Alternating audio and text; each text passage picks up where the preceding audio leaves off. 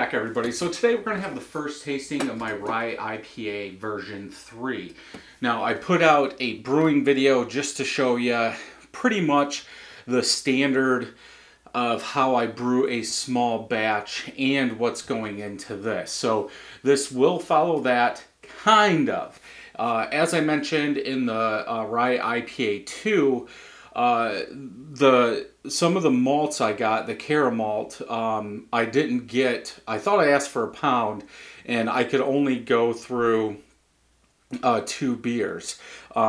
So that was my fault, and I should have asked for more because we're in quarantine, and I believe we were just getting into it when I started that, and I got 10 pounds of rye and only 1 pound of Cara malt, which I don't know why I did that. When I had the recipe, I knew how much it took.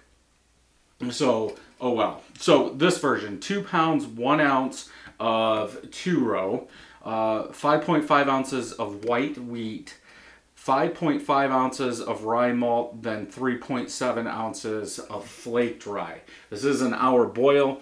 The boil is the same as 1 and 2, so 0.28 ounces of Centennial at 60, 0.28 ounces of Centennial at 5, 0.28 ounces of Chinook at 5. Then for the dry hop 3 days into fermentation, 0.24 ounces of Centennial, 0.12 ounces of Chinook, then 0.12 ounces of Citra. So this one is a little bit different. This was bottled on 420, 8.2%.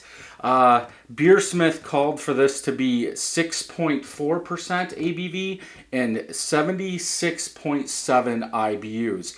I'm not sure what the wheat's going to do to this. I don't know if it's going to kind of tone down that rye, because in beers 1 and 2 we were getting some spice, and I felt it was coming from the rye and not the Chinook. I do get spice out of Chinook, so that'll be interesting.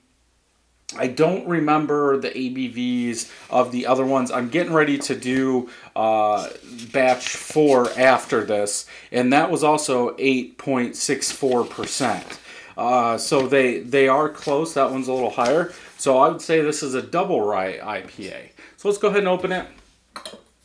Good hiss, good smoke. But this is, I've talked about it all along, changing small things in the brewing process so you know that it's still going to be drinkable. No head on this thing. I think we got a little bit more out of the other ones. But yeah, just changing a little bit and seeing what you like. You know, maybe changing a hop here, a hop there, a malt here, a malt here. And then you can kind of get an idea of what that's doing. So in the first 2, we did use the Cara malt. They will be coming back. I did get more. But for the most part, just change one thing, so you don't change a whole bunch and say, well, I don't like this, where's that coming from? So let's get into this. No head. Bubbles are white from what I do have. Color is orange, a lighter burnt orange color, kind of hazy. I'm guessing that is coming from the wheat. I could be wrong. What I do remember, I don't think that those Rye 1 and Rye 2 were as cloudy as this. I can make out the light box, but I can't see through it. Let's go ahead and smell.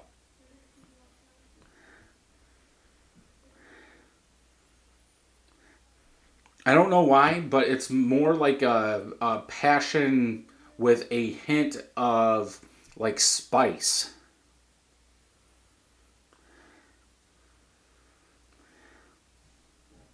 I'm definitely picking up like a passion fruit, fruitiness in there, but there is a little level of spice. I don't know if that malt or the white wheat malt is throwing that off just a little.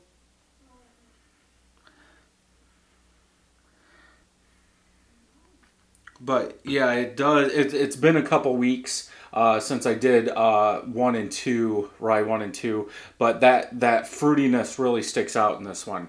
Let's go ahead and taste.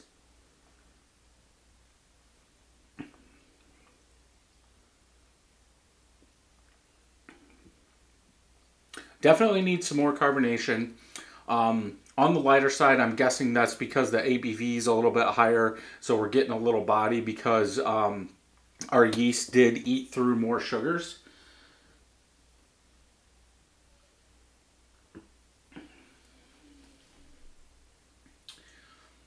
Goes down like quick, almost like it's oil based. Like it's got a coating of oil. That fruit from that citra really sticks out. In the aftertaste, like on the sides, I do get that spiciness. I do get some more bitterness, a little higher bitterness than what I remembered, but most of it is in the aftertaste. It goes down so quick.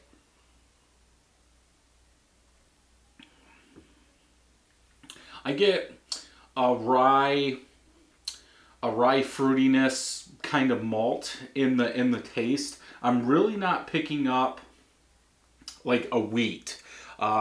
It's not very much wheat, but still in a 1.25 gallon batch, I think it is there. I think you would have to line them up side by side, which next tasting of 1 and 2 we will. But this seems like that spiciness from that rye keeps climbing, keeps building, but like down the center, it's fruit.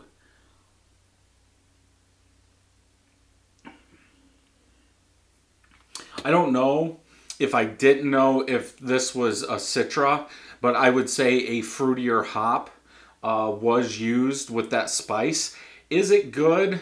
It's drinkable. I don't think, at least in this beer, that Citra works very well with the spice, which I technically wasn't expecting it to. But that's why I think that Chinook works well with this. It's not bad. Like I said, a little undercarb, needs a little bit longer for that.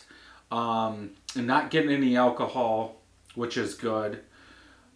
Definitely I would finish this, but I wouldn't make it again with the fruity hops in there. We will try some other fruity hops just to see if it's just that Citra or what it is. The Citra is, I think it was 13.2 alpha acid. Yeah, 13.2. It seems like this one does have a little bit more bitterness in there. As I said, it keeps building. It's lingering there. I do get the bitterness in the back. Aftertaste, spicy bitterness. But yeah, overall not bad. Just as of right now, I don't know if it's because it's young, but yeah, Citra is not my favorite so far. So if you enjoyed this home brew video, check some more videos out over here. And until next time, happy brewing.